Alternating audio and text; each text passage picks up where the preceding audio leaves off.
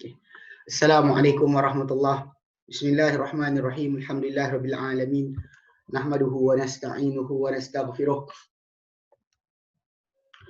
Wa na'udzu billahi min syururi anfusina wa min sayyiati a'malina.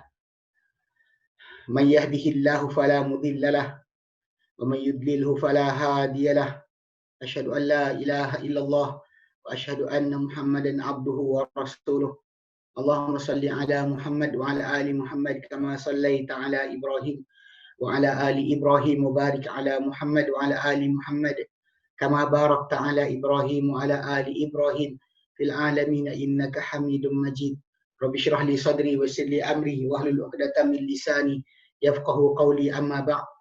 Alhamdulillah, kita bersyukur kepada Allah Taala kepada kita berkumpul lagi hari ini insya-Allah menyambung kelas pengajian kita berkenaan tarikh nasional Islami.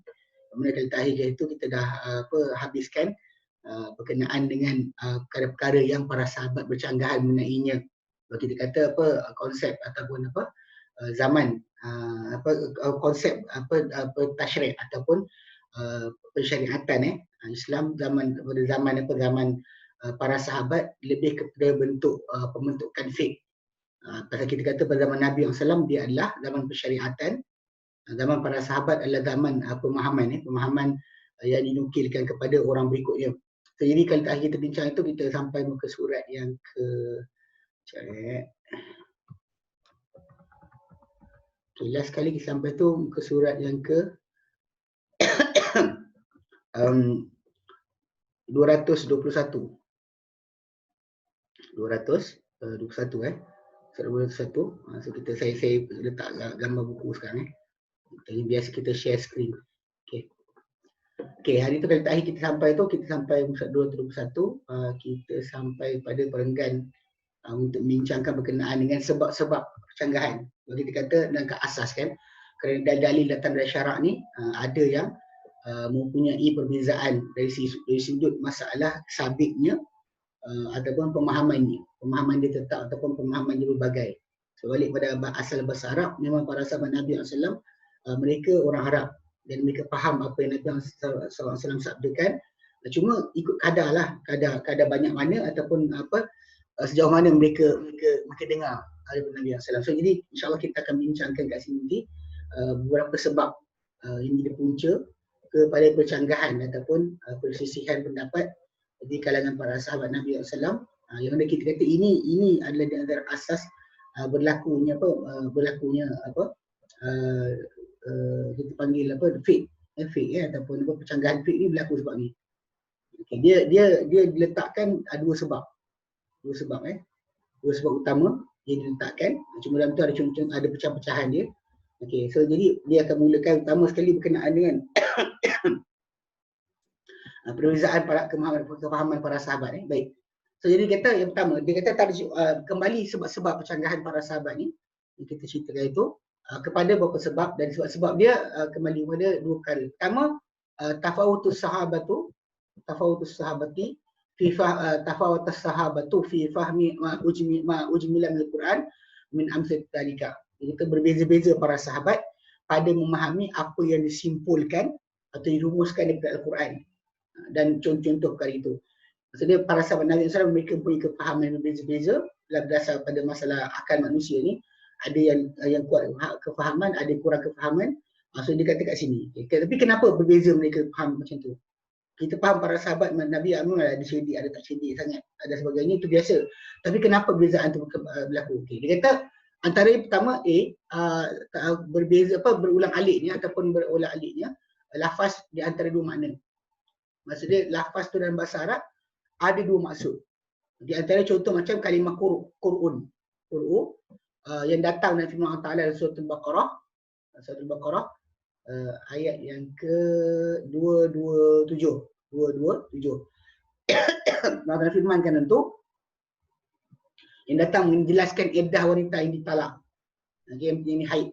Dia kata wal mutallaqatu yatarabbasna bi anfusihinna thalathata quru. Dan wanita-wanita yang dicerai menahan diri mereka ini daripada berkahwin, berhias sebagainya 3 quru. 3 quru. Kan? Okey. Jadi kalimah quru ni dia dikongsikan di antara haid dan juga suci. Kalimah ni dalam bahasa Arab boleh maksud haid, boleh maksud suci. Dan telah sabit datangnya dalam bahasa Arab dengan dua-dua maksud dengan tahap yang sama. Tak ada mana lebih kuat. Tidak ada mana lebih kuat. Balik pada asal maksudnya dari segi masalah, nanti kita akan kata masalah tarjih para ulama kat situ. Dia sebab lain. Bukan sebab kerana masalah apa, lebih banyak digunakan kepada haid banding dengan suci. Tapi sebenarnya dia ada sebab lain. Kerana masalah suci ni nanti dia kurang jelas untuk ditetapkan. Sebab kalau wanita tu dia diceraikan, kalau kita sebut haid tu tahu bilangan hari dia. Suci tu kadang-kadang dia tak tetap. Nanti kita terang apa maksud yang kenapa perbezaan berlaku. Bila kalau pihak A pilih suci, satu lagi pihak pilih haid, apa jadi? Okay. Dia kata kat sini, berkata Aisyah radhiyallahu anha, quru' ni adalah athar. Ini kesucian. Dan berkata sedemikian seperti kata-kata Aisyah, Zaid bin Thabit, Ibnu Umar dan selain mereka berdua. Ada ramai lagi. Dan dengan pendapat inilah berpendapat dengannya dan berkata pendapat ini Malik dan Syafi'i serta Ahmad dalam satu riwayat daripada riwayat Imam Ahmad. Malik dan Syafi'i pegang bahawa salah terkuruk 3 kali suci. Okey. Dan berkata Ibnu Umar, Ibnu Mas'ud dan juga sekumpulan para sahabat dikehendaki dengannya adalah haid. Maka dia kata maka tak halal untuk wanita yang dicerai itu sehinggalah dia bersih, dia mandi daripada haid yang ketiga. Mana mandi daripada haid ketiga barulah dia lepas. Okey. Jadi yang beza berlaku ni adalah kalau kita faham kat sini. Dia masalah kiraan bermula, kiraan perempuan tu terlepas. Katakanlah wanita tu diceraikan, dia boleh berkahwin baru atau boleh berkahwin baru bila? Okey, atau kalau ikut pada mazhab Syafi'i dan juga Malik tadi, dia kata dikira dengan haid, dikira dengan suci. Maksudnya sini, bila perempuan tu kena cerai, kan, lelaki tu cerai dia, wanita dia diceraikan isteri dia, kemudian bila datang saja haid, terus dah kira satu. Benda the first day haid tadi dah kira satu. Maksud dia perempuan tu telah pun dia panggil edah dia dikira satu kali. Dia kali tiga kali kan. Edah dia kena tunggu tiga haid atau tiga kuruk. Okey, kuruk dia kalau ikut mazhab Syafi'i datang di haid dah satu. Betul lepas dia haid, betul bersih pula, datang haid lagi, dua. Datang haid kali ketiga dia lepas dari suami tersebut. Dia boleh kahwin baru dah. Datang dia haid kali ketiga, ikut pada pendapat mazhab Syafi'i, yang pegang kata Aisyah dan Zaid bin Thabit tadi, bahawa dia telah terlepas daripada suami tersebut. Okay, sedangkan para ulama yang berpegang dengan kuruk ni maksud dia haid. Haid dia bukan suci Maksud dia bila contoh macam seorang tak kena cerai suami dia, datang haid, habis haid tu barulah satu. Berjarak 7 hari lebih kurang. Mereka mazhab Syafi'i, perempuan tu kira satu tu bila datang dia haid satu, yang lain bila habis haid tersebut baru satu.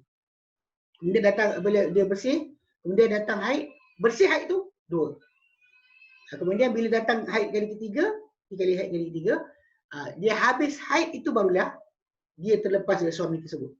Terlepas dari suami tersebut. Dia kata wanita yang dicerai itu tidak halal sehinggalah dia mandi daripada haid yang ketiga.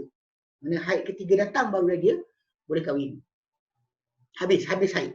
Kalau mazhab Syafi'i datang dia haid, first day haid tu dia dah terlepas dari suami yang ceraikan dia. Ini kalau dalam talak raji'i lah, dalam talak yang putus pun, manusia dia boleh kahwin dengan lain. Bila sebaik saja dia habis dia sampai haid yang pertama, yang ketiga. Haid yang ketiga, kalau yang pihak lagi habis haid ketiga mandi baru boleh kahwin. Ini dua pendapat tadi. Dia berkata Ibnu Qayyim dan Zadul Ma'ad. Ini adalah pendapat Abu Bakar, Umar, Uthman dan Ali, Abu Musa al-Asy'ari, Ubadah bin As-Samit, Abu Darda, Ibnu Abbas, Mu'adz bin Jabal radhiyallahu anhum. Inilah pendapat Abu Hanifah dan satu riwayat daripada Ahmad. Dan ini dia kata yang dikata dekat kaedah macam ni kalau dalam bahasa Arab dia panggil musyarrak lafzi. Mana maksud dia dikongsikan. Kalau lafaz tu dikongsikan di antara dua. So, bila Quran kata kuruk tu apa? Jadi para sahabat Nabi berbeza pendapat sebab memang dalam bahasa Arab kalimah kuruk tu ada dipercandahkan. Boleh pakai haid, boleh pakai suci. Satu pihak pegang suci maka datang dia haid terus lepas. Yang satu lagi kata kuruk tu ada haid, habis haid baru terlepas. Baru dia sebagai satu. Itu beza dia. Dan lafaz ni memang dia kata lafaz ni dan diletakkan bagi setiap satu daripada dua makna atau lebih lah. Mana memang ada apa yang musyarrak ni adalah lafaz yang diletakkan untuk bagi setiap satunya daripada dua maksud atau lebih. Satu kalimah banyak maksud. Macam contoh macam ain. Dalam bahasa Arab ain dia diletakkan untuk penglihatan, letakkan untuk air mengalir, letakkan untuk emas, letakkan untuk zat satu benda dan banyak lagi lain-lain makna dia. Contoh lain macam seperti apa? Jaun. Jaun dalam bahasa Arab diletakkan untuk kalimah maksud putih. Jaga dimaksudkan hitam. Kalimah jaun, jim waw nun tu, jaun boleh maksud putih, boleh maksud hitam. Huruf dia macam dilafazkan untuk suci dan dilafazkan untuk haid.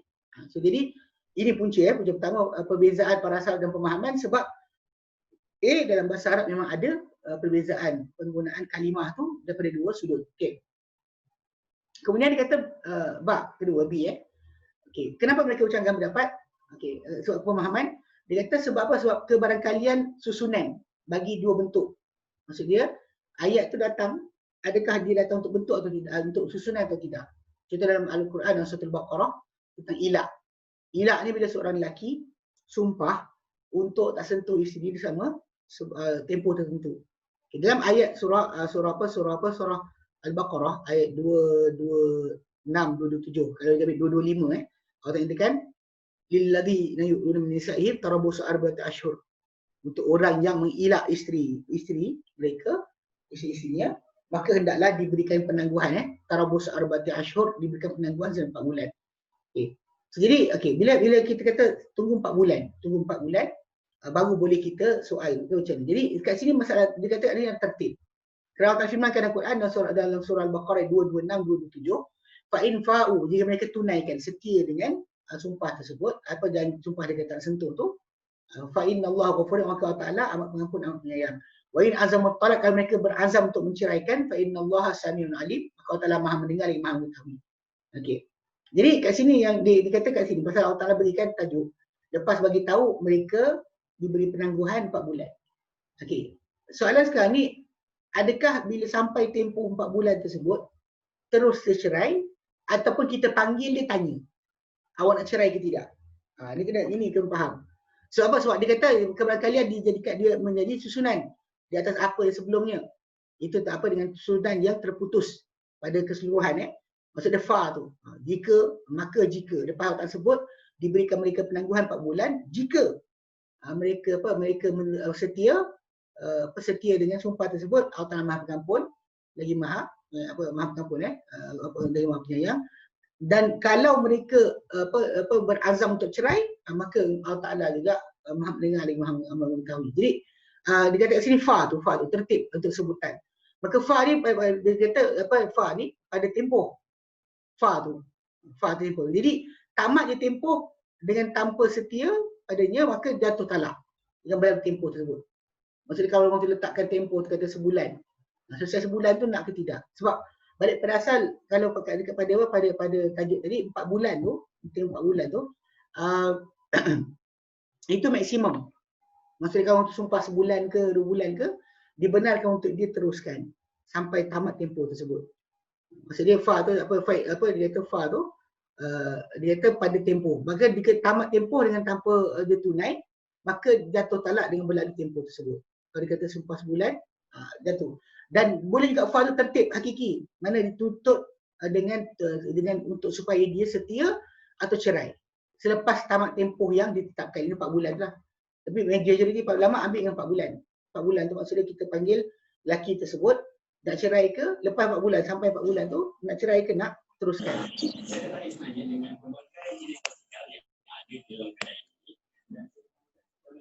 Okey.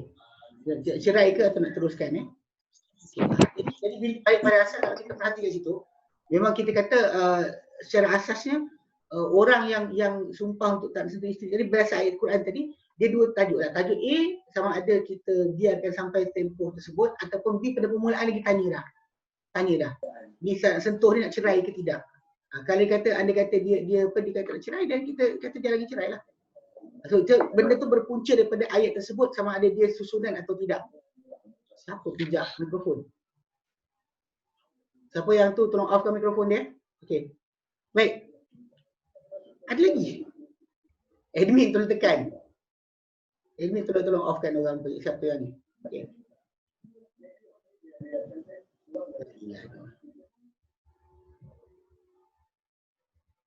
Okay. Sambung Baik. Jadi maksud dia kalau dalam ikut susunan tadi tu, maksud dia ada tak susunan tadi. Jadi maksud dia kalau kita ikut tuntutan, adakah perlu kita suruh disetia dulu dengan dengan tempoh yang dia nak, ataupun kita terus tanya dia untuk cerai. Jadi maksud dia fa tu kan. Jadi kalau dia kata orang sebut susunan sebutan maka jadi fa tu dia kata setia tu pada tempoh. Tempoh dia selesai tempoh tadi dengan tanpa setia padanya, maka jatuh talak dengan berlalunya tempoh tersebut. Dan barangkali dia kata dan bermaksud juga bahawa jadi fa tu untuk susunan hakiki. Maka dituntut dengan setia ataupun cerai sebaik selesai tempoh yang ditetapkan. Dia katakan dia sampai 4 bulan tu, Quran bagi 4 bulan. Kalau 4 bulan tu sampai, dia nak buat 6 bulan atau setahun. So dipanggil dia di mahkamah, ditanya pada dia nak teruskan ke nak cerai. Kalau dia kata nak teruskan, mahkamah akan ceraikan. Mahkamah akan ceraikan. Kalau dia tak nak, kalau tidak dia kena tebus. Sumpah dia tak sentuh isteri, dia kena tebus. Baik, itu yang kedua sebab percanggahan. Sebab masalah kadang-kadang dalam ayat tadi muncul tertib atau tidak. Macam kes masalah apa? Masalah bila orang tersebut kes zihar ataupun orang yang ketika mana Ramadan bersetubuh. Okay, dia punya pilihan kan. Dia disebut tentang tajuk masalah suruh bebas hamba, kemudian puasa 2 bulan berturut-turut atau boleh makan 60 orang fakir miskin. Kan 3 benda tadi, soalan timbul tertib ke tidak? Sebab ada benda macam tak tertib, macam kes kalau kita kafarah sumpah tak suruh tertib. Tak ada tertib. Maksudnya kalau kita mampu puasa, kita puasa. Kalau kita nak pergi makan, kita makan. So kadang-kadang ada kat sini khilaf berlaku sebab kadang-kadang dalam ayat tadi ada tertib tak tidak pilihan. Kena buat satu-satu A, B, C dulu kan, ataupun tak kisah mana, random selection. Which one dia buat terus terlaksana. Itu yang tajuk sebenar. Kita faham. Sebab kadang-kadang dalam perkara ni ada kes macam kes berkenaan dengan bersetubuh pada siang Ramadan kan. Bila ada salah seorang raja, dia tanya pada salah seorang ulama, saya tak recall dia punya tarikh dan juga nama. Dia tanya pada mufti negara dia berkenaan dengan tajuk ni lah, tajuk dia telah letakkan dia telah bersetubuh. Jadi bila dia nak tanya pada mufti dia apa dia patut buat. Sebab dalam Quran sebut 3 benda. Ada puasa, ada beri makan fakir miskin, ada bebas hamba. So mufti dia bagi pada dia yang paling dia susah itu puasa. Sebab kalau bebas hamba dia dah ada banyak hamba. Dia tak ada, jadi bila suruh hamba bebaskan hamba dia tak ada masalah. Kalau suruh bayar pun dia tak ada masalah juga sebab dia kaya, dia raja. So mufti dia bagi daripada 3 perkara tu yang paling layak untuk dia, itu puasa 2 bulan untuk terus. Ni nak fahamkan, kita kata dari segi konsep boleh tak itu tertib ke tidak? Itu macam surah Mujadalah kan. Yang kita tengok kes zihar tu, boleh ke tidak? Macam mana kita nak ikut tertib ke ataupun kita pilih salah satu? So dekat situ dalam konsep dalam bahasa Arab ada pengertian itu. Kadang-kadang datang kalimah-kalimah berkenaan atau ayat-ayat berkenaan, ada tertib ke tidak? Kena ikut tertib ke tidak? Baik. Kemudian apa yang disangkakan, zahirnya bertentangan di antara hukum. Kerana dia berulang-alik di antara 2 perkara berkenaan. Seperti apa? Contoh iddah wanita yang hamil mati terhadapnya suami dia. Wanita yang hamil tapi mati suami. Ada wanita tersebut ada 2 iddah. 2 ayat Quran kena kepada dia. 2 ayat Quran kena kepada dia. Okey. Pasal dalam tajuk ni kalau kita tahu dalam surah Al-Baqarah, wanita yang kematian suami, dalam ayat surah Al-Baqarah ayat yang ke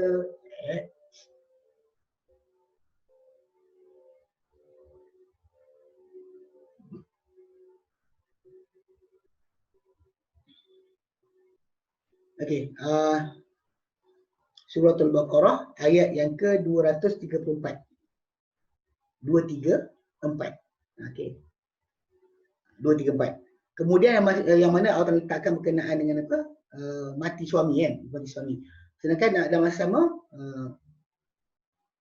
untuk wanita yang mengandung, dalam surah At-Talaq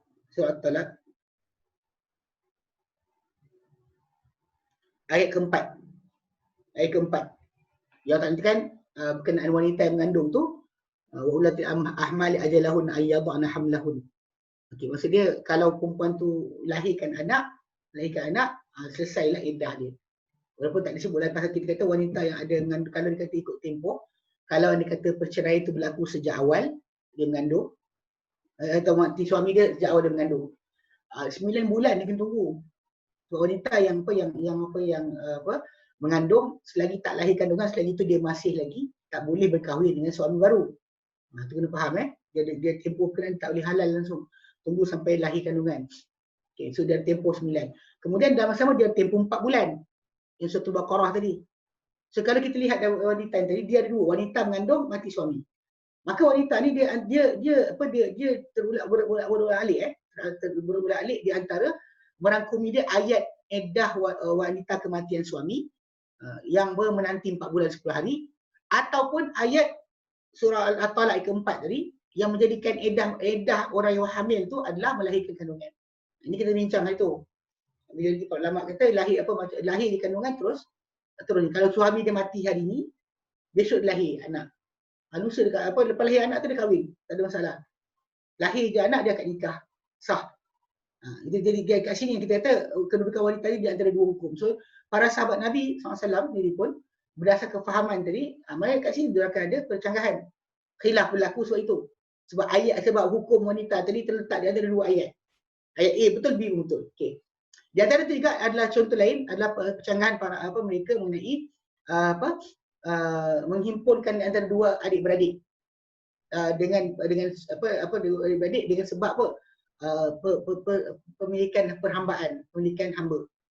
So, okey, dari segi masalah Al-Quran dalam surah An-Nisa ayat ke-23, dengan jelas diharamkan kan ayat 23 itu diharamkan untuk seseorang itu menghimpunkan di antara dua adik-beradik. Maksud dia kahwin kakak, kahwin adik. Ini sebelum syariat Muhammad SAW, sebelum turun Taurat, ia adalah halal. Sebab dahulunya Nabi Yaqub alaihissalam dia kahwin adik-beradik.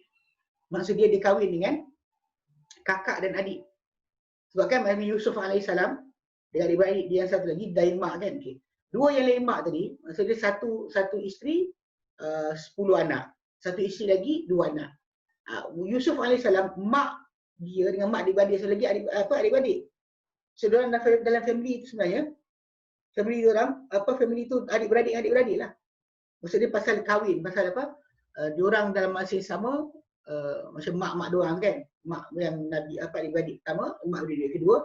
Okey, dia ini anak tiri dia, ini anak dia, ini juga ini anak tiri, ini anak dia, anak suami dia, dan ini juga anak saudara dia.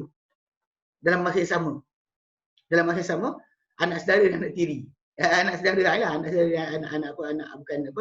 anak suami, anak dia So, jadi kalau kita faham kat situ dari segi sudut masalah anak madu dia dan juga anak saudara dia. Anak madu, anak saudara at one time. So jadi itu benda berlaku sebelum daripada turun Taurat. Lepas turun Taurat, ni kalau kita bincang dulu, kita pernah bincang dengan dalam surah Al-Imran. Ada perbahasan tentang tajuk masalah pemansuhan hukum. Ibnu Katsir rahimahullah disebut berkenaan dengan tajuk bagaimana orang-orang musyrik, orang-orang ahli kitab tak setuju penurunan Al-Quran menggantikan kitab mereka, sedangkan pemansuhan hukum dalam agama mereka, hatta syariat para nabi mereka berjalan. Ada zaman Nabi Yaqub halal macam tadi, tapi diharam kepada zaman Musa alaihissalam. Macam juga masalah tu kita pada zaman kita diharamkanlah. Jadi diharamkan antara untuk menghimpunkan dua adik-beradik. Okay, tapi kali ayat tersebut datang untuk adik-beradik tu dikahwinkan, mana kita madukan adik-beradik tersebut. Okey. Sekarang ni soalan dia dalam sama ada ayat di dalam surah dalam surah Al-Mu'minun. Al-Mu'minun ayat yang ke-5 dan 6 Allah katakan walladzina hum li furujihim hafizun illa ala azwajihim aw ma malakat aymanuhum fa innahum ghairu malumin. Dia kata kecuali orang-orang yang dia kata dan orang yang beriman itu adalah orang yang terhadap kemaluan mereka menjaga, kecuali ke atas isteri-isteri mereka ataupun hamba-hamba milikan mereka, maka mereka tidak dicela. Maka ayat pertama secara umumnya mengharamkan himpun adik-beradik secara mutlak dengan akad nikah ataupun pemilikan hamba. Maksudnya kalau seorang tu dah kahwin seorang perempuan, lepas tu adik perempuan tersebut tertawan dalam peperangan. Dia pergi tebus, dia ambil jadi hamba. Dia beli jadi hamba. So sekarang kat situ kan dia ada isteri dia, adik isteri dia isteri betul, adik isteri dia hamba dia. Kan jadi kat sini dalam ikut ayat pertama tak boleh. Himpun macam tu tak boleh. Sedangkan ayat kedua pula dengan umum pengecualian pada apa yang dibolehkan di antara menghimpunkan dua adik-beradik. Itu dengan apa? Dengan memberikan hamba. Maksudnya kalau nikah tak boleh, tapi kalau milik hamba tak apa. Jadi kat sini ada pertentangan antara umum dua ayat tersebut. Maka dekat sini berlaku khilaf. Jumhur para sahabat Nabi SAW pergi kepada pengharaman menghimpunkan dua adik-beradik dengan pemilikan hamba. Kita kalau dua-dua hamba, kita beli dua adik-beradik hamba. Hamba A, hamba B dua-dua sekali adik-beradik. Boleh tak kita macam tu? Dia tak boleh. Dan mereka berkata ayat surah An-Nisa ni memasukkan keumuman pengecualian yang datang dalam ayat surah Al-Mu'minun.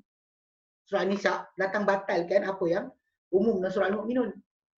Dan juga dan itu yang pada jumhur dan juga telah tawakuf, maksudnya terhenti daripada berhukum, tak keluarkan fatwa. Okey, sebahagian para sahabat pada itu, ataupun ada sebahagian kata harus diriwayatkan daripada Uthman Ibn Abbas bahawa mereka berdua mengharuskan pada itu, dan mereka berkatakan menghalalkan kedua-dua mereka ni ayat, mengharamkan kedua-dua mereka ni ayat. Mana kalau kita kata dalam bab kahwin tak boleh. Ayat surah An-Nisa 23. Okey. Kemudian dalam masalah ni, masalah himpunkan sebagai hamba, dua-dua hamba ke ataupun satu isteri satu hamba ke, maka dibolehkan oleh ayat surah Al-Mu'minun. Berkata Asy-Sya'bi ditanya Ali mengenai itu, okey, maka dia kata apa? Dia kata menghalalkan kedua-duanya satu ayat dan mengharamkan kedua-duanya satu ayat. Tapi dia kata pengharaman lebih aula. Kata Ali, pengharaman boleh lebih aula. Okay. Dan juga diriwayatkan oleh Imam Malik daripada Ibn Shihab, daripada Qabisah, daripada Ibn Du'aid, bahawa seorang lelaki tanya Uthman bin Affan mengenai dua saudara adik-beradik dalam penghambaan, adakah boleh dihimpunkan? Maksudnya kita beli kakak beli adik jadi hamba kita. Dia kata Uthman, pasal dia harus untuk tidur dua-dua sekali. Dia kata Uthman bin Affan menghalal kedua-duanya satu ayat kan, dan mengharamkan kedua-duanya satu ayat. Satu ayat ikut surah Al-Baqarah, surah Al-Mu'minun boleh. Ikut surah An-Nisa tak boleh. Dan aku tak boleh menghalang kedua-duanya. Dia kata ada penghalang itu. Dia diriwayatkan daripada Ibn Mardawih daripada Ibn Abbas Ibn Mardawih diriwayatkan daripada Ibn Abbas.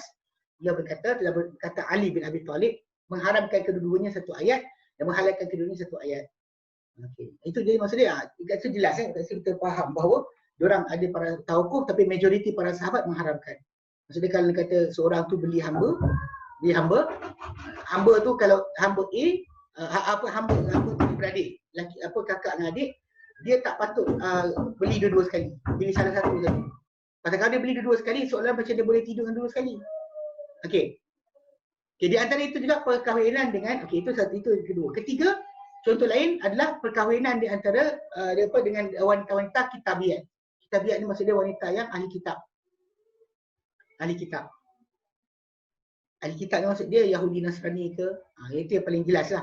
Bila dalam konteks masalah zaman Nabi dahulu, ahli kitab ni limited kepada Yahudi Nasrani. Majoriti para ulama menterjemahkan ahli kitab ni yang masih kitab mereka disebut dalam Al-Quran Karim, jelas mereka ni ahli kitab adalah Yahudi Nasrani. Nanti kita akan ke depan sikit ada tajuk macam mana ada para sahabat yang dengar banyak hadis daripada Nabi, ada kurang dengar. Jadi timbul tajuk macam contoh orang Majusi. Orang Majusi walaupun mereka ni ada kitab, tapi Nabi suruh mereka dilayan macam ahli kitab, tetapi tak dimakan sembelihan mereka, tak dikahwini wanita mereka. Jadi kita bincang di depan sikit ada depan.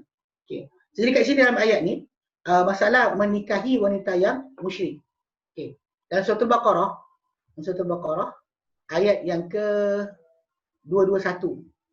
221 Allah nyatakan wala tankihul musyrikati hatta yu'min. Jangan kalian menikahi wanita yang musyrik sampailah mereka beriman. Sedangkan dalam masa sama Allah nyatakan dalam surah Al-Maidah ayat yang ke 5 Allah nyatakan Kata wal muhsanat, mana dihalang untuk kamu, wal muhsanat dihalang untuk kamu minal wanita-wanita yang minal ladina utul kitab min qablikum, wanita-wanita yang terpelihara maruah, menjaga kehormatan dari kalangan orang-orang di kitab sebelum kamu. Idza ataitumuhunna ujurahum, bila kamu berikan mereka akan mahar mereka. So, jadi ayat pertama umumnya mengharamkan perkahwinan muslim dengan menikahi wanita musyrik. Sedangkan ayat kedua pula menghalalkan pernikahan wanita dengan nikah dengan kitabiat. Jadi pencanggahan mereka ni pada mereka pencanggahan mengenai kitabiat. Kalau dia kata pada masalah musyrik, semua sepakat ijma'. Tak boleh wanita yang penyembah berhala macam Hindu ke Buddha ke Confucius ke sebagainya, ini tidak termasuk di kalangan ahli kitab. Memang mereka digelar terus sebagai musyrik. Adapun kalau sekiranya wanita daripada kalangan Yahudi atau Nasrani, ini yang kita kata yang timbul tajuk khilaf. Okay. Jumhur para sahabat berpendapat kepada keharusan menikahi wanita kitabiat, wanita Yahudi Nasrani, bersandar kepada ayat surah Maidah yang menjadikan ayat surah Al-Baqarah ni kepada musyrik yang bukan ahli kitab. Mana dalam ayat Baqarah tadi 21 ini memang kata tak boleh nikah wanita yang musyrik. Tapi musyrik yang bukan ahli kitab. Sebab ahli kitab ni surah Maidah macam mengasingkan dia, ya, asing hukum dia. Dan itu adalah kerana firman Ta'ala, wala tankihul musyrikat ni tidak akan kosong daripada salah satu dua maksud. Sama ada dia mutlak masuk kitabiat sekali ataupun khas untuk penyembah berhala yang bukan kitabiat.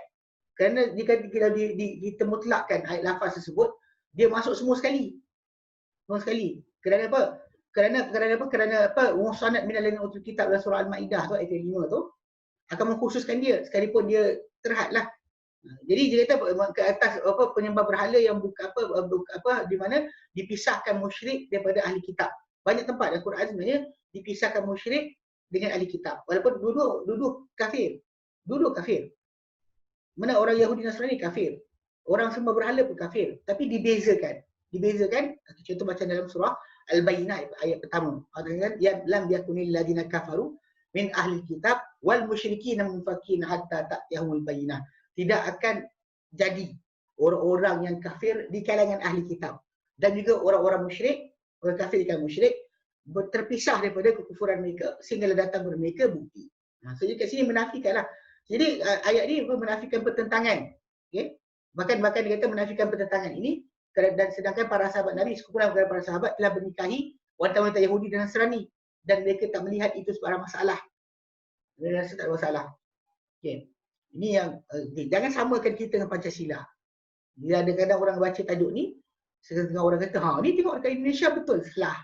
Kat Indonesia tu ada masalah. So, asas perkahwinan mereka buat tu bukan setakat pada masalah ahli kitab. Semua masuk. Mana nak nikah, mana bapa Muslim, mak Kristian, anak Buddha, tak ada hal. Dan dalam konteks agama mereka ada agama pegangan Pancasila Indonesia, tidak ada kaitan masalah tu. Itu yang masalah kena jaga sikit. Sebab itu bukan yang dimaksudkan dengan ayat ni. So kat sini kita kata asas penghalalan tadi ada sebab dia. Cuma nanti kita ujung saya terangkan sikit sebab ada khilaf antara para ulama berkenaan dengan adakah semua ahli kitab zaman sekarang, orang Kristian zaman ahli kitab atau tidak. Okey. Baik. Okey, dan itu pendapat pertama. Pendapat kedua, sebagai para sahabat berpendapat bahawa tak harus menikahi wanita ahli kitab bersandar kepada ayat surah Al-Baqarah ayat 21 tu. Itu adalah pendapat Ibnu Umar. Maka pendapat ni pendapat Imam Nawawi. Imam An-Nawawi rahimahullah, dia berpendapat bahawa haram menikahi wanita Yahudi Nasrani sampai mereka beriman. Sebab dia kata musyrik. Kan? Dan sebagai mereka menganggap bahawa apa yang dimaksudkan dengan ahli kitab tadi yang tak menyekutukan Allah Subhanahu Wa Taala. Ini problem dia diterangkan balik. Okey. Kita kena pecahkan masalah ahli kitab zaman kita sama tak. Okey. Jadi dia kata tak harus, macam Ibn Umar kata tak harus, dan dia tak melihat tak melihat boleh untuk berkahwin dengan wanita Nasrani. Dan beliau berkata Ibn Umar, aku tak tahu kesyirikan lebih besar banding orang tu kata Tuhan aku Isa. Aku tak lihat kesyirikan lebih besar berbanding seorang tu mengatakan Tuhan aku Isa. Okey. Dan Allah firmankan dalam surah Al-Baqarah tu wala tankihul musyrikati hatta yu'min. Jangan kalian nikahi wanita yang musyrik itu sehinggalah mereka beriman. Okey. Dan daripada Maimun bin Mahran, beliau berkata, aku kata pada Ibnu Umar, kan? Dia kata inna bi ardin. Dia kata Maimun bin Mihran kata aku berkata kepada Ibnu Umar, kita berada di bumi yang kita bercampur padanya dengan ahli kitab. Adakah boleh kita nikahi wanita mereka dan kita makan makanan mereka? Lalu Ibnu Umar membaca kepada Maimun bin Mihran ayat penghalalan dan ayat apa pengharaman. Dia baca dua ayat. Ayat A dia baca, ayat B pun dia baca. Ayat surah Al-Baqarah dia baca, ayat surah Maidah pun dia baca. Okey. Lepas tu berkata Maimun kata lagi, qala qultu inni aqra'u ma taqra'u afanan kihu nisa'ahum wa na'kulu ta'amahum. Adakah kita boleh nikahi wanita mereka? Kita boleh makan makanan mereka? Okey. Dia berkata Maimun bin Mihran dia kata lalu Ibnu Umar ulang balik ayat penghalalan ayat pengharaman. Al-Jassas salah seorang ulama apa tafsir dia kata bacaan apa sebutan yang disebut oleh Ibnu Umar ni, perbuatan disebut tu sebab apa? Tawakuf. Ya, tawakuf Baik. Kejap. Ada soalan ni. Saya tahu saya. Saya kalau tak ni tak nampak. Okey. Soalan dari YouTube. Dia kata, adakah lepas 4 bulan tu perlu tunggu juga masa haid? Tak, apa tu? 4 bulan apa? 4 bulan apa? 4 bulan 10 hari untuk apa? Oh, untuk ni, untuk apa? Untuk masalah ilak ke? Untuk masalah talak. Kalau orang wanita yang dicerai oleh suaminya, dia tengok haid dia. Tengok daripada haid, kalau tak ada haid ikut bulan, 3 bulan. Kalau sekiranya dia mati suami, baru 4 bulan 10 hari. Dia tak perlu tengok haid, terus 4 bulan 10 hari. Kalau dia kata wanita yang kematian suami, dia turun 4 bulan 10 hari, tak kira masalah haid dah. Dia punya iddah kembali kepada 4 bulan 10 hari. Okey, macam perempuan Kristian, musyrik, lepas tu masuk Kristian, adakah telah menikahi ahli kitab, boleh nikahi sekejap? Okey, bila sebut tentang masalah wanita yang Kristian, macam kisah yang disebut oleh Imam Nawawi rahimahullah. Majoriti para ulama macam kita sebut adalah membolehkan. Kita kat Malaysia tak bolehkan sebab undang-undang kita. Dan memang tak salah untuk kerajaan Malaysia mengambil salah satu pendapat di kalangan para ulama untuk melaksanakan. Contohnya dia ambil pendapat Ibnu Umar tak benarkan perkahwinan. Pasal benda ni khilaf dalam masalah tadi, 2 ayat tersebut. Ada ayat surah Baqarah, ada ayat surah Al-Maidah. So kita dikata bahawa mesti ikut surah Al-Baqarah saja, tinggal Maidah, ataupun ikut Maidah tinggalkan Baqarah. So bila ada khilaf macam ni, memang kerajaan boleh pilih salah satu, dan kita di Malaysia tak dibenarkan. Perkahwinan berlainan agama tak dibenarkan. Berdasar pada peraturan diletakkan oleh undang-undang agama Islam negeri di bawah sultan dan raja-raja serta agung pada persekutuan, tak boleh. Okey. Tapi masalah sekarang soalan, adakah ahli kitab zaman sekarang macam dulu? Pasal kes ni macam ni, pasal ada di kalangan kita ni yang menyangka bahawa ayat Quran surah Maidah tu untuk zaman Nabi je, zaman sekarang tak jadi. Ni kena jaga sikit Sebab sebenarnya dalam tajuk masalah ahli kitab pada zaman Nabi, memang pun diorang kata Isa anak Tuhan. Bukannya, ataupun mereka kata Isa ni Tuhan sebagainya. Sebab tu Quran datang tegur. Kalau kita buka dalam Quran, memang ucapan ahli kitab tadi bahawa Isa ni diangkat setara dengan Tuhan dan sebagainya, memang ada. Memang timbul. Bukan zaman sekarang baru jadi. Zaman Nabi dah ada. Sebab tu Nabi SAW berbahas dengan mereka dan sebagainya. Hatta macam kisah, kalau kita baca dalam kisah hijrah ke Habsyah. Yang pertama, yang kedua. Perbualan Ja'far bin Abi Talib kan. Dengan Najasyi. Bila perbualan itu berlaku, memang kita dengar dengan jelas bahawa bila Amr bin As sebelum masuk Islam, dia cuba nak bagi Najasyi marah kepada orang Islam. Dia kata, orang ni kata Isa bukan Tuhan. Jadi dia perbualan itu berlaku. So sebenarnya understanding dalam Kristian tentang Isa ni, dia tak dapat satu kata-kata putus sebenarnya. Memang ada yang menyangka Isa ni Tuhan, macam Tuhan lahirkan anak. Tapi ada yang kata tak, dia Tuhan masuk dalam dia dapat kuasa dari Tuhan. Dan bahkan mereka alih kepada Isa doa. Kalau ikutkan pada alih pada Isa doa minta permintaan, geng-geng sufi kat dunia ni pun sama. Buat benda serupa. Jadi masalah kadang-kadang benda tadi macam kes apa, dia buat benda-benda kesyirikan tu dengan takwilan. Kat sini kadang-kadang nak jatuhkan dia keluar agama dengan direct dan sebagainya. Dia perlukan kepada apa kita panggil apa penghalusan. Okey, jadi masalah bila kita kata macam tu, okey, masalah Kristian zaman sekarang sebenarnya sama je. Cuma mungkin kalau kita bahaskan ada panggil apa kumpulan Kristian yang terkemudian macam Protestan dan sebagainya, kumpulan Protestan kalau kita perhatikan dia orang tidak panggil apa beramal dengan Taurat. Maksud tak beramal Taurat, tak beriman langsung. Okay, makan babi sebagainya kan. Protestan ni sebagainya memang kita kata dilanggar hukum hakam Taurat. Dia memang asingkan dunia juga agama. Dia asingkan dunia dengan agama. Mana apa untuk dunia, apa untuk agama lain-lain. Bagi orang Protestan ni memang kita panggil secularism kan. Itu memang mazhab barulah. Tapi kalau Ortodok, Koptik ataupun ataupun Katolik, ini yang dah ada zaman Nabi. Sejak zaman Nabi dah ada.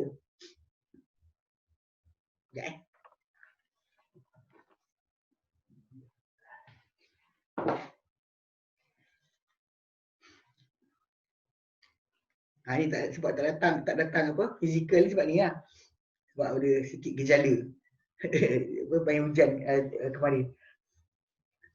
Jadi sikit berair hidung. So tak saya datang. Okay, baik. Okay, jadi faham kalau kita faham di situ, memang dari segi sudut masalah musyriknya wanita tadi kan, ahli kitab tadi, zaman Nabi pun dah ditegur. Lepas tu turun ayat-ayat Quran yang terangkan kejadian Isa macam mana, terangkan Isa ni macam Adam je, terangkan bahawa kelas kafir adalah orang yang kata ni.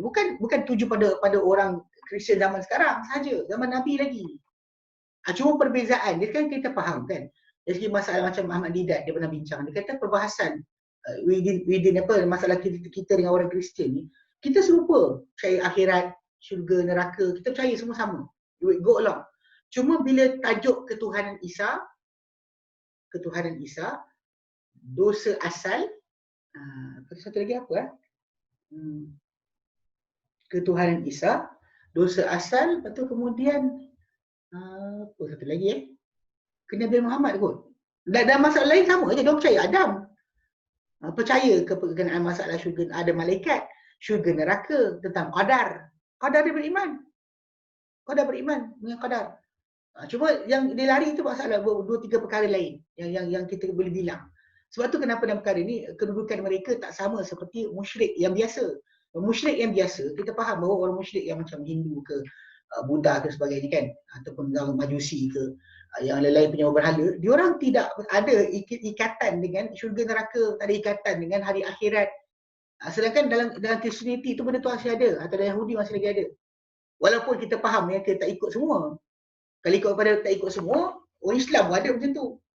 Tak solat, tak sekian. Tak tahu hari Sabtu insya-Allah tak doakanlah. Sebab saya ada perjumpaan dengan pengikut Rasul kahar penipu.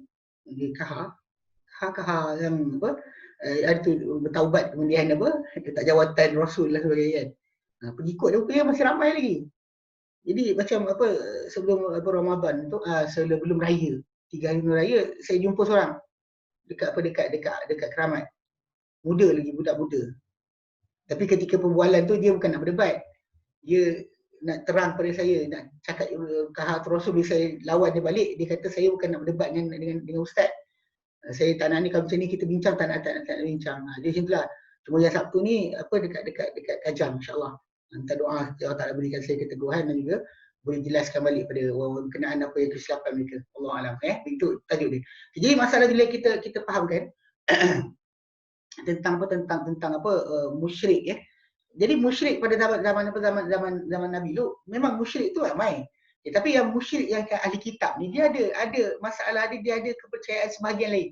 Seperti zaman kita sekarang ada Syiah atau geng-geng yang suka sembah kubur sebagainya. Dia kata percaya Quran sebagainya, percaya semua sekali, tapi dalam masa dia ada attachment tambahan kepada sebutan macam Ali punya kedudukan lah, lepas tu masalah contoh macam yang lain, dia ada campuran-campuran, dia bukan tulen musyrik.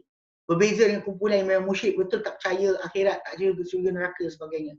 Jadi dengan sebab itu kalau sekiranya musyrik di kalangan ahli kitab, wanita ahli kitab tu, dia masih lagi dalam Katolik ke Ortodok ataupun Koptik dan sebagainya kan, yang lama, bagi saya peribadi benda tu masih lagi masuk dalam kenaan. Tapi kalau dia sekular, saya pelik sikit lah, saya payah sikit nak ni. Kalau mungkin ada orang kata sama macam Muslim sekular, hukum dia macam Muslim sekular, Allah alam.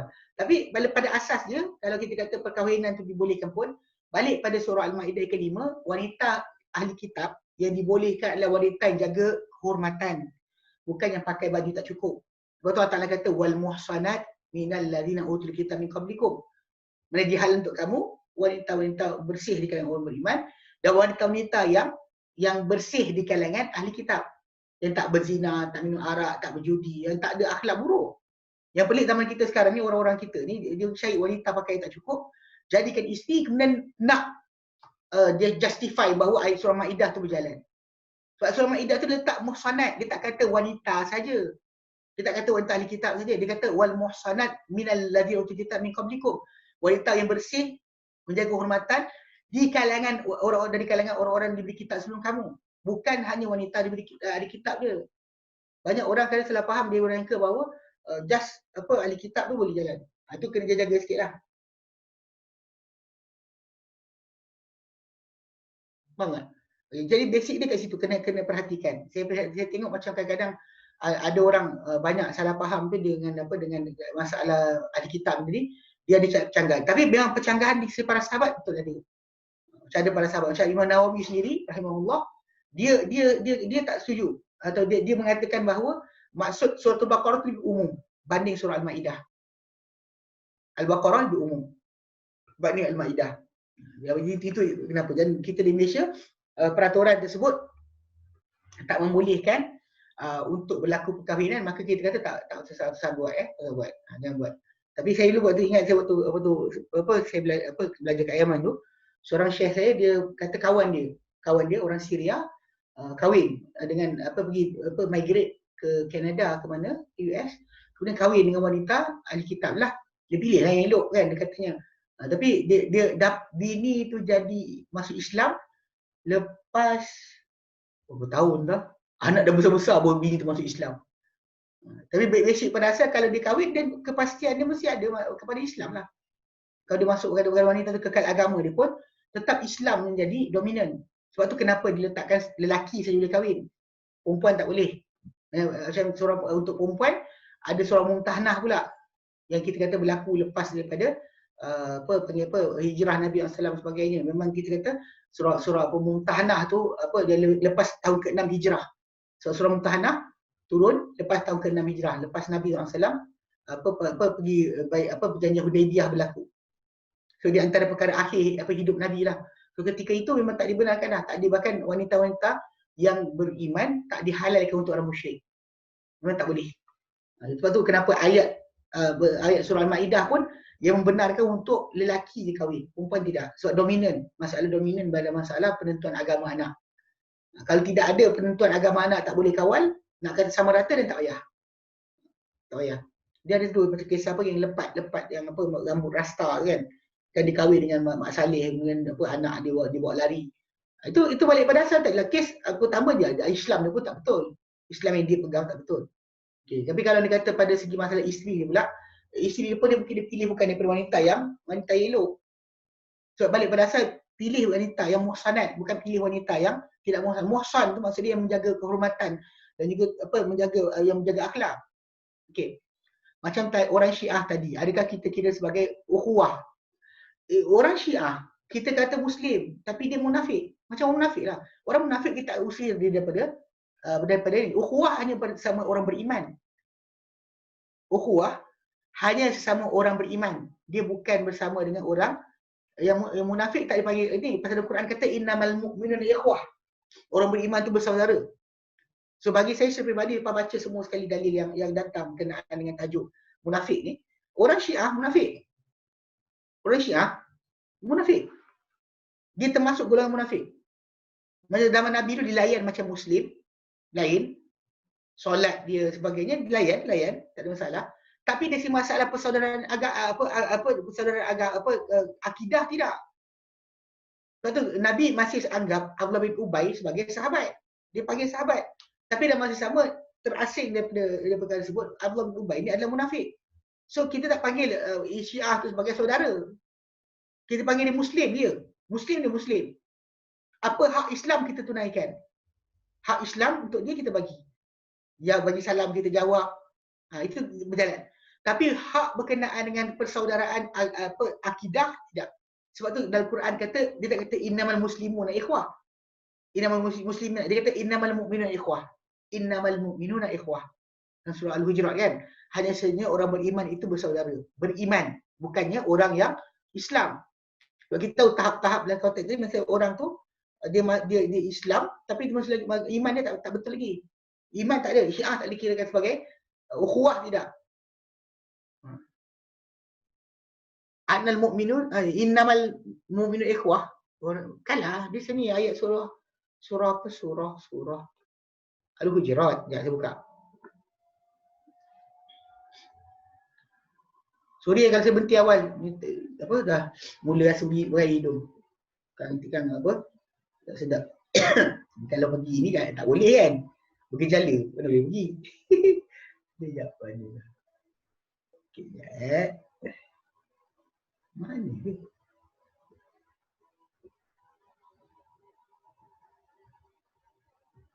Okey.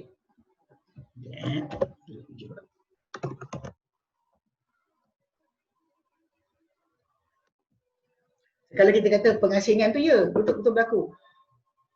Sebab tu diorang masih dalam orang munafik, masih dalam duduk kelompok orang Islam.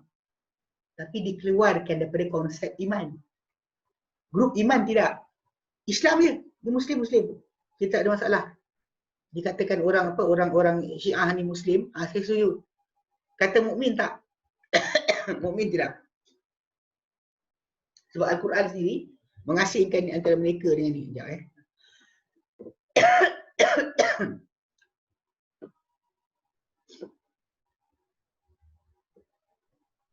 slow sikit lah. Okay. Saya buka. Share screen. Lambat lah. Okay. Kalau kita lihat dalam ayat tu dia kata innamal mu'minun ikhwah. Dia tak kata. Sekejap.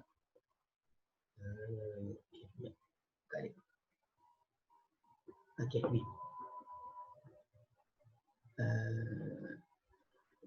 Okay. Dalam ayat surah Al-Hujurat, ayat yang ke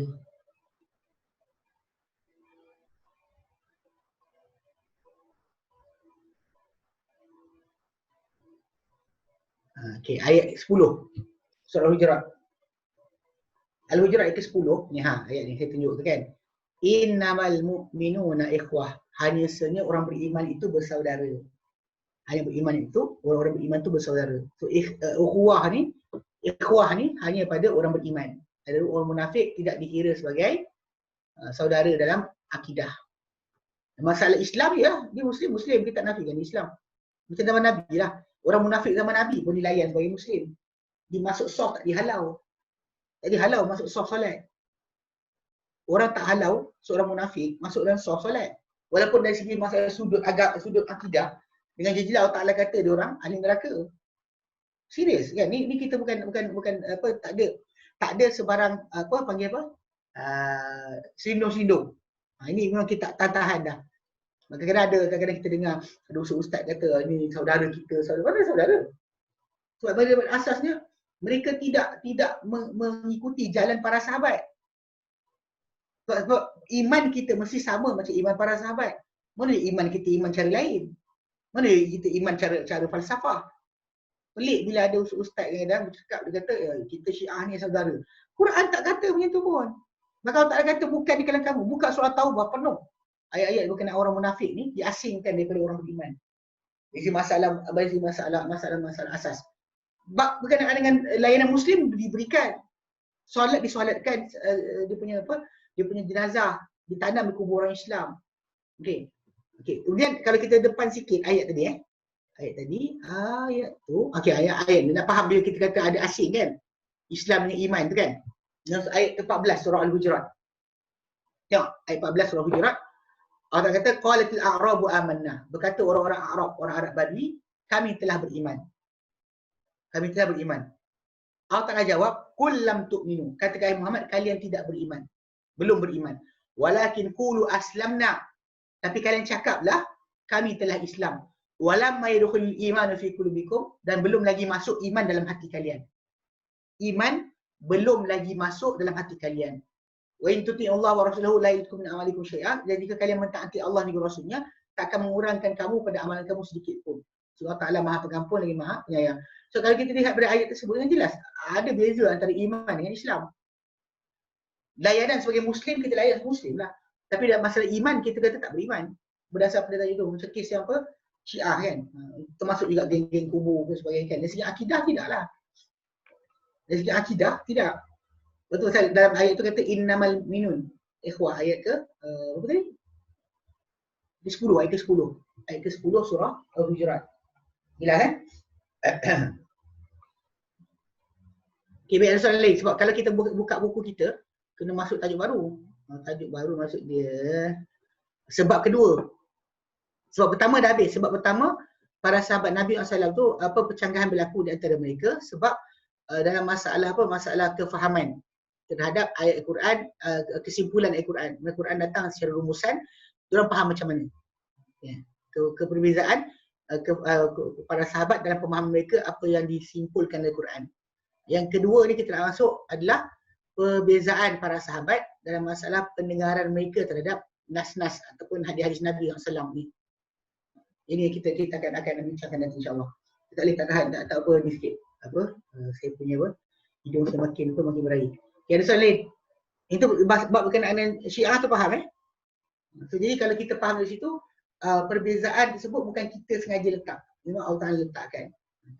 Kalau kata orang Syiah nak kata Islam, saya setuju. Nak kata iman, tak kan? Tak kena. So, sebab mereka tak ikut jalan para sahabat, macam mana beriman dengan cara itu. Mereka langgar para sahabat punya kaedah, bahkan maki para sahabat. Kan, cerca isi-isi Nabi. Mana ada macam tu? Dan sebab tu kenapa dalam konteks ni, kita layan mereka sebagai Muslim. Bagi salam kita jawab. Dan datang masuk masjid kita tak halau. Macam munafik lah. Zaman Nabi, orang munafik kutuk Nabi belakang-belakang. Tapi bila datang masjid, Nabi tak halau. Nabi tak halau mereka. Nabi biarkan mereka masuk. Duduk dalam jemaah Islam. Kadang-kadang ada serta pergi perang pun ada. Ikut serta pergi perang. Maksudnya dia tak dihalau daripada umat Islam. Tapi dari masalah iman, jelas-jelas Quran asingkan mereka dalam masalah iman. Dalam masalah iman mereka terasing. Tidak serupa. Okay? Baik. Ada soalan lain? Betul untuk kelas saya punya hidung dah makin ketat. Tak ada soalan Okay, baik. Wallahu a'lam. Wa sallallahu ala sayyidina Muhammad wa sallam alhamdulillahirabbil alamin. Wa insya Allah anta astaghfiruka wa atubu ilaik. Assalamualaikum warahmatullahi wabarakatuh.